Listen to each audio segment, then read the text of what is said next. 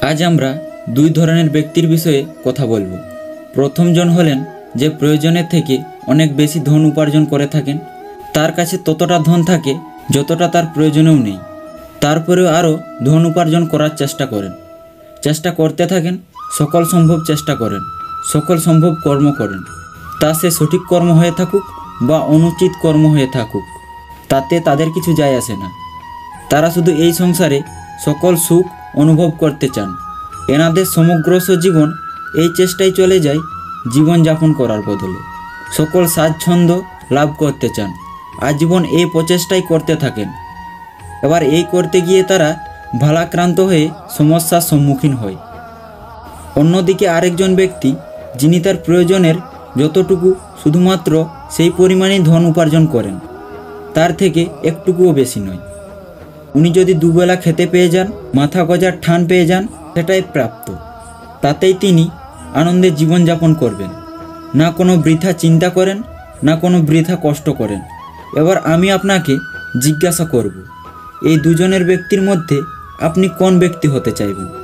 বেশিরভাগ মানুষ ওটাই বলবেন যে আমরা সেই দ্বিতীয় ব্যক্তিটাই হতে চাই, যারা সন্তুষ্টি। কিন্তু যদি মন দিয়ে দেখবেন, আপনিও সেই কর্মই করছেন যা প্রথম ব্যক্তি করছেন। আপনারা সবসময় চেষ্টা করে চলেছেন, এটাও লাভ করতে হবে, ওটাও লাভ করতে হবে, আমার এটারও প্রয়োজন, আমার ওটারও প্রয়োজন। আপনি অনেক কিছু লাভ করেছেন, কিন্তু প্রশ্ন ওটাই যে আপনার কি সব কিছুর প্রয়োজন রয়েছে? এর উত্তর আপনার অন্তর্মনে রয়েছে। আপনার মন জানে যে আপনার প্রয়োজন কতটুকু। সন্তুষ্টি মানুষকে আনন্দ দেয়। মানুষ যতটা সন্তুষ্টি হবে ততটাই আনন্দ লাভ করবে। এবার আপনাকে সিদ্ধান্ত নিতে হবে যে আপনি কখন আর কোথায় সন্তুষ্টি লাভ করবেন। কত কিছু লাভ করার পরে সন্তুষ্টি হবেন, এর উত্তর মন থেকে পাবেন। এই সমাজের চাহিদায় জড়িয়ে নিজেকে বিভ্রান্ত করবেন না। নিজের অন্তর এই মিথ্যা অহম বন্ধকে প্রত্যয় দিতে গিয়ে যদি আপনি এরকম অভ্যাস করতে থাকেন, তাহলে জীবনযাপন কখন করবেন? থেমে যান, শান্ত হয়ে যান, নিজের অন্তর্মনে নিমজ্জিত হয়ে দেখুন যে সন্তুষ্টি কোথায়। এই সন্তুষ্টি লাভ করুন। এই মন প্রসন্ন হয়ে বলবে, রাধা রাধা। যত শক্তিশালী এই মন, তত শক্তিশালী এই শরীর। এই যে আমাদের শরীর, এটা আসলে কি? এটা হলো একটা রথের মতো। আর একটা রথ ততক্ষণ চলতে পারবে না যতক্ষণ না তাকে কোনো সারথি চালাবে। এই মন হলো শরীরের সারথি। এবার ভাবুন, যদি এই সারথি শক্তিহীন হয়, দুর্বল হয়, তাহলে এই রথের কি হবে? এটা উচিত পথে চলতে পারবে না, এটা উচিত গতিতে চলতে পারবে না, মনের মতো স্থানে পৌঁছতে পারবে না। সেই জন্য মনের শক্তি অত্যন্ত প্রয়োজনীয়। এবার মনের শক্তি আমরা কোথার থেকে লাভ করি? দৃঢ়তার শক্তি থেকে। এবার এই শক্তি আমরা কিভাবে বাড়াতে পারি? আমরা প্রতিদিন কিছু না কিছু স্থির করি, কিছু ছোট, কিছু বড়। আর যেই আমরা নতুন কিছু পূর্ণ করি, আমাদের মনের শক্তি বেড়ে যায়। আর যদি পূর্ণ করতে না পারি, তো মনের শক্তি কমে যায়। একটা দেওয়ালের মতো ছোট ছোট শিলা আমরা একটার পর একটা স্থাপন করি আর একটা দেওয়াল তৈরি করি। এতগুলো পাথর যখন একত্রিত হয়ে যায়, এমন একটি দেওয়াল তৈরি হয় যেটা ভাঙা প্রায় অসম্ভব হয়ে দাঁড়ায়। সেরকমই হয় মন এবং দৃঢ়তা। ছোট ছোট কাজ করে নিজের লক্ষ্যকে পূরণ করুন। এই লক্ষ্য যদি পূরণ হয়, তবে মনের শক্তি বাড়বে কিছুটা এইভাবে, যে যতই বড় বিপদ আসুক না কেন, সে নিজের থেকেই হার মানবে, কিন্তু আপনার মন ততটাই শক্তিশালী রইবে। তাই মনের শক্তি বাড়াতে থাকুন, যাতে আপনি উচিত পথে চলতে পারেন, উচিত গতিতে চলতে পারেন, আর মনোবাঞ্ছিত স্থানে পৌঁছতে পারেন। তবেই এই মন প্রসন্ন হয়ে বলবে, রাধা রাধা। এই একটি আম গাছকে দেখুন, অত্যন্ত শক্তিশালী বৃক্ষ। এটা সবার প্রিয়। তা সে ছোট হোক বা বড়, বৃদ্ধ হোক বা জুয়ান, সবাই ভালোবাসে এই বৃক্ষকে। আর সত্যি কথা বলতে, এই বৃক্ষ সবাইকে সেবা করে, সবাইকে ফল দান করে, সবাইকে ছায়া প্রদান করে।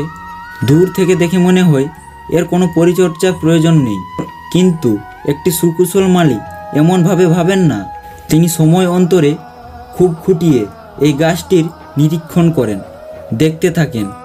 যদি কোনো শাখা থাকে যা রোগগ্রস্ত, তাহলে সেটাকে কেটে আলাদা করে দেন। যদি এমন কোনো শাখা থাকে যা মৃত, তাহলে সেটা আলাদা করে দেন। আর এরকমভাবেই উপযুক্ত দেখাশোনা করার কারণেই এই বৃক্ষ এইভাবে সুস্থ হয়ে থাকে, সতেজ হয়ে থাকে। আপনাকেও নিজের সাথে সেটাই করতে হবে। নিজের জন্য আপনাকে কুশল মালিক হয়ে উঠতে হবে, রক্ষা করতে হবে নিজের শরীরকে, নিজের মনকে। আপনার শরীর যদি রোগগ্রস্ত হয়ে পড়ে, তাহলে ওষুধ গ্রহণ করতে হবে। যদি এই মন কোনো কারণে বিচলিত হয়ে পড়ে, তাহলে নিজেকে এর থেকে মুক্ত করতে হবে। আপনি যদি নিজেকে যত্ন নেন, তবে এই বৃক্ষের মতো হতে পারবেন। সেই বৃক্ষ যে সবার প্রিয় আর সবাইকে সেবা করে। আসুন আমার সাথে ভালোবেসে বলুন, রাধা রাধা। ভোজন দ্বারাই শরীর পুষ্টি লাভ করেছে। ছোটবেলা থেকে আজ পর্যন্ত যাই আপনার ভোজন হয়ে থাকুক, যাই আপনার আহার হয়ে থাকুক, সেই অনুসারে আপনার শরীর গঠন হয়েছে। এই ভোজন অত্যন্ত গুরুত্বপূর্ণ। এই জন্য প্রত্যেক অংশকে বোঝা খুব আবশ্যক।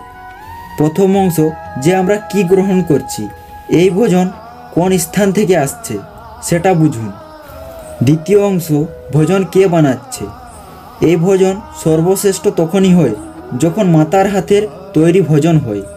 যদি মাতার তৈরি করা ভোজন আপনি নাও প্রাপ্ত করতে পারেন, তাহলে সেই ব্যক্তির ভোজন তৈরি করা উচিত যিনি শাস্ত্রিক। তৃতীয় অংশ, কোন স্থানে আপনি ভোজন গ্রহণ করছেন। যে স্থানে আপনি ভোজন গ্রহণ করছেন তা শাস্ত্রিক হওয়া উচিত। এবং চতুর্থ অত্যন্ত গুরুত্বপূর্ণ অংশ, তাহলে এই ভোজন আপনি যার দ্বারা প্রাপ্ত করছেন, যে স্থানে বসে আপনি ভোজন গ্রহণ করছেন, তার প্রতি কৃতজ্ঞতা প্রকাশ করুন এবং ভোজন সম্পূর্ণরূপে সমাপ্ত করুন। তবে এই ভোজন আপনাকে সুখী জীবন দান করবে, সুস্থ শরীর দেবে, আর এই মন প্রসন্ন হয়ে বলবে রাধা রাধা। তো ভক্তগণ, ভগবান শ্রীকৃষ্ণের অমৃত কথাগুলো যদি আপনাদের ভালো লেগে থাকে, তাহলে অবশ্যই কমেন্টে রাধা রাধা লিখবেন। আপনারা সবাই ভালো থাকবেন। ধন্যবাদ।